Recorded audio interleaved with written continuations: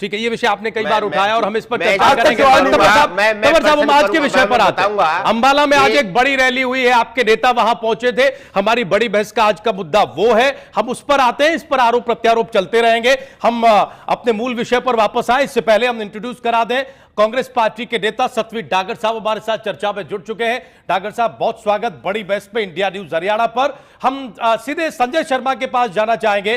संजय, आज अंबाला में एक बड़ी रैली हुई। अंबाला प्रदेश के दूसरे छोर पर माना जाता है और यह भी माना जाता है कि अंबाला में बड़ी रैली करना एक किस्म का बड़ा पॉलिटिकल चैलेंज होता है किसी भी राजनीतिक दल के लिए। हमारे प्रदेश में 2-3 दिन पहले जब सियासी उठापटक हुई, एक गठबंधन टूटा, उसके साथ ही एक नया गठबंधन तैयार हुआ और आज हरियाणा जन चेतना पार्टी की अंबाला में एक कामयाब रैली हुई, ऐसा विश्लेषक बता रहे हैं। क्या यह नए सियासी समीकरण तैयार कर रही है? संजय शर्मा, कैसे देखते हैं आप इसे? जी, अंबाला की रैली की जो सफलता है वो एक संदर्भ में हमें खास तौर से एनालाइज करने की जरूरत पड़ेगी। अंबाला परंपरागत रूप से बीजेपी का काफी मजबूत अड्डा रहा है। अंबाला से एमएलए भी जीतते रहे, एमपीज भी जीतते रहे। वहां पे पहली बात तो ये है कि अंबाला में एक सफल रैली का साफ साफ संकेत ये है कि बीजेपी को अपने आप को एनालाइज करना पड़ेगा कि ये जो गठबंधन है वो उनके वोट बैंक में कितनी पैठ बना सकता है और उससे क्या समीकरण बिगड़ेंगे। दूसरी बात यह है कि अंबाला रैली में जो पहली बार कोई एक गठबंधन स्टेट के सामने वैसे तो विश्लेषक तो ऐसा ही मान रहे हैं कि नॉन जाट सेगमेंट में एक सबसे पहले किसी ने आगे क्लेम करना शुरू किया है। और जो अंबाला की रैली है उसमें इतना बड़ा जो नंबर इकट्ठा हुआ वो मुख्य रूप से शायद बीजेपी के लोगों के लिए वहां चिंताजनक होगा। वो शायद बीजेपी के लोग ही बता पाएं कि वो इसको कैसे देखते हैं। ठीक है, हम जरा बीजेपी के प्रतिनिधि से पूछ लेते हैं। जवाहर साहब, आप इस रैली को किस तरह से देखते हैं? संजय ने यह कहा कि अंबाला एक वो जगह जहां आपका अच्छा खासा प्रभाव दबाव माना जाता है, उस इलाके में इतनी बड़ी रैली का होना ये क्या संकेत देता है? किसी तरह की कोई रणनीति में फर्क वाली बात है या सब कुछ अच्छा है, रैलियां होती रहती हैं? सब कुछ अच्छा है। जो इनके पार्टी के सुप्रीमो है वो वहां से विधायक है और एक स्वाभाविक रूप से वो है और पूरे प्रदेश से लोग आए। जैसी आज यहाँ रैली हुई, एक ही दिन में हमने प्रदेश में ऐसी 4 रैली की और इससे बड़ी की। तो इसलिए ठीक है, राजनीतिक पार्टी अपने कार्यक्रम करती है, वो सबको करने का अधिकार है। उनके जो प्रवक्ता होंगे वो उसको उसमें अच्छा ही बताएंगे, जो विरोध के लोग होंगे वो उसकी कमी करेंगे। तो हमने, इसलिए मैं उस रैली पर टिप्पणी नहीं करना चाहता। मैं ये जानता हूं कि भारतीय जनता पार्टी ने आज अपनी 4 ऐसी बड़ी रैलियों का समापन किया। नहीं, लेकिन कुछ सियासी समीकरण के लिहाज से सियासी समीकरण क्या है, उसमें घोषणा की गई, कितनी ताज्जुब की बात होती है। उसमें एक घोषणा करी गई जो मैं आपके टीवी स्क्रीन पे चलता हुआ देख रहा हूं कि 6 सिलेंडर सभी को मुफ्त मिलेंगे।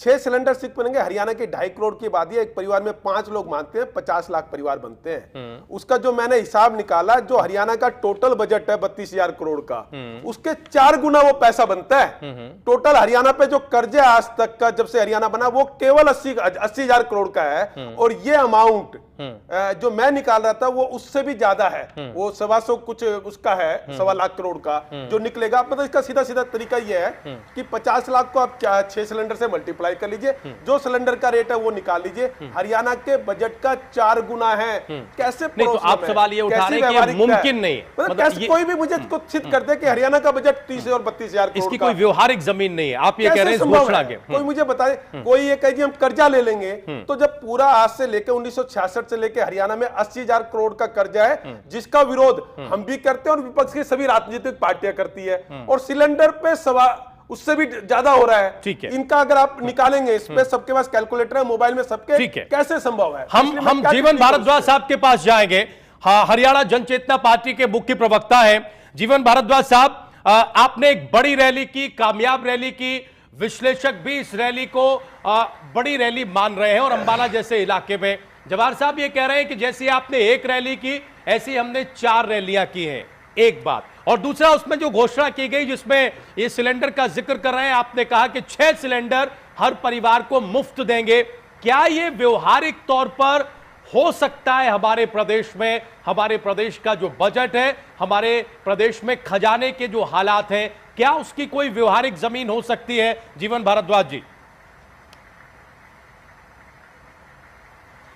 देखिए राजीव जी, मेरे सहयोगी ये भूल रहे हैं कि सिलेंडर पे जो सब्सिडी है वो गवर्नमेंट ऑफ इंडिया देती है, ना कि प्रदेश की सरकार देती है। 12 सिलेंडरों पे अगर आप सब्सिडी लगाएं तो कितनी बन जाती है आप देखिए। बाजार में सिलेंडर का भाव है 1100 कुछ रुपए है, लेकिन सब्सिडी उसमें से निकाल दे तो हमें 400 कुछ रुपए का पड़ता है। तो अगर 6 सिलेंडर फ्री दे दे तो 6 पे सब्सिडी हटा दी जाए तो वही कैलकुलेशन है। इसमें प्रदेश सरकार पे क्यों बोझ पड़ेगा, मुझे तो समझ नहीं आया। प्रदेश सरकार का इसमें कुछ लेना देना नहीं है। ये सब्सिडी तो गवर्नमेंट ऑफ इंडिया देती है, ये जो पेट्रोल कंपनियां दे रही है बेसिकली। तो इसमें तो कोई ऐसी औचित्य नहीं है। अगर 6 सिलेंडर फ्री दिए जाते हैं तो क्या फर्क पड़ता है? जवाहर साहब, मैं गलत जानकारी है। मैं कहता हूं मैंने सिलेंडर की रेट 400 रुपए ही लगाए हैं। 400 रुपए से एक परिवार को आप 2400 रुपए देंगे साल में। 2400 रुपए को 50 लाख परिवारों से मल्टीप्लाई कर लीजिए, वही मैंने बताया जो बजट के 4 गुना बनता है। तंवर साहब, प्रदेश देश में मोदी जी ने जो कमेंटमेंट की है, उस पार्टी के प्रवक्ता है। जी जीवन जी कहिए, आप अपनी बात कहिए। अरे आप वो 700 750 रुपए जो सरकार जो गवर्नमेंट ऑफ इंडिया आपको दे रही है, आप उसको क्यों भूल रहे हो? आप वो सब्सिडी तो आपको मिल रही है ना। वो 12 सिलेंडरों की जगह आप 6 सिलेंडरों पे ले लीजिए और 6 फ्री कर दीजिए। इसमें कौन सी बड़ी बात है? ठीक है, आप कौन सा हिसाब? ठीक है जीवन जी, हम आते हैं आपके पास, हम आते हैं आपके पास और एक बहुत छोटा सा ब्रेक ले रहे हैं। यहां पर बड़ी बहस जारी है। हम अपने मूल मुद्दे पर लौटेंगे कि क्या वाकई अंबाला में बड़ी रैली करके हजका और हरियाणा जन चेतना पार्टी ने एक बड़े सियासी संकेत दे दिए। एक बहुत छोटा सा ब्रेक, तुरंत हाजिर हो रहे हैं।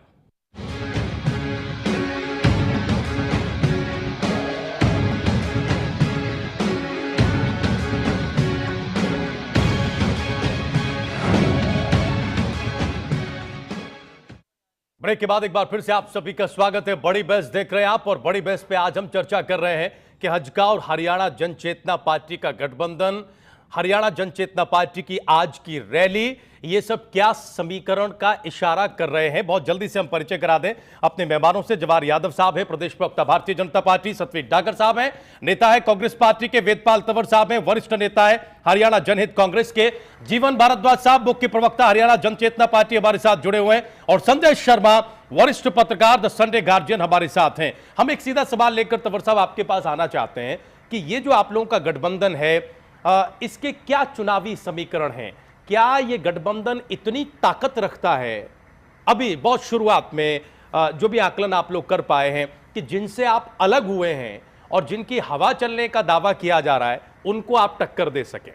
देखिए राजीव जी, मैं तो एक बात कहूंगा कि जनता ने बताना है, लोगों ने बताना है किन लोगों ने किसके साथ धोखा किया है। लेकिन लोगों की नब्ज तो आप लोगों ने टटोली होगी। हम लोगों की बात करके तभी आज अंबाड़ा के अंदर इतनी बड़ी रैली हुई है।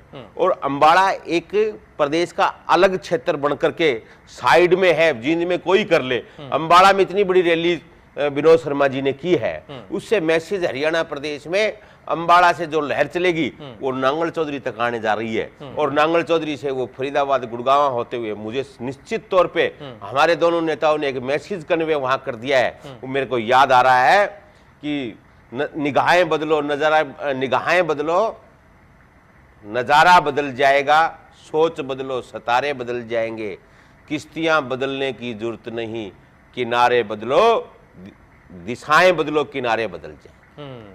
ये वाली बात है। ये मैसेज पूरे हरियाणा प्रदेश की जनता में जाएगा। और निश्चित तौर पे माननीय भाई कुलदीप जी प्रदेश के मुख्यमंत्री बनेंगे।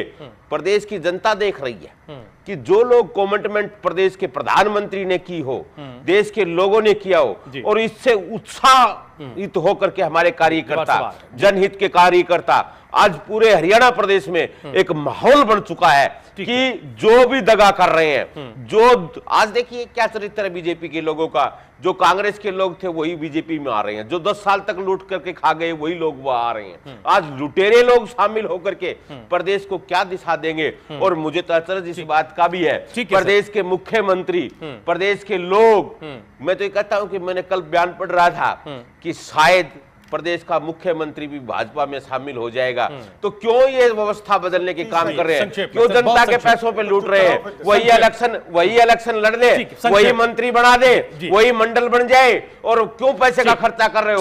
उन्हीं को चेंज कर दे, सारे कांग्रेस वालों को प्रदेश का मुख्यमंत्री आना उसको बदल दे। क्योंकि काफी देर से डॉक्टर साहब इंतजार कर रहे हैं, कांग्रेस पार्टी के नेता। डॉक्टर साहब, आप इस गठबंधन को और चुनावी समीकरणों को किस लिहाज से देखते हैं? क्योंकि आप वरिष्ठ नेता हैं, कांग्रेस पार्टी में जो चुनौतियां हैं उनको भी अच्छी तरह जानते हैं, और अंबाला जैसे इलाके में इतनी बड़ी कामयाब रैली करना, ये भी आप अच्छी तरह जानते हैं कि कितनी बड़ी चुनौती है। आप इसे कैसे देखते हैं? बीजेपी कह रही है कि आपने एक किया, हमने ऐसे 4 कार्यक्रम करके दिखाए।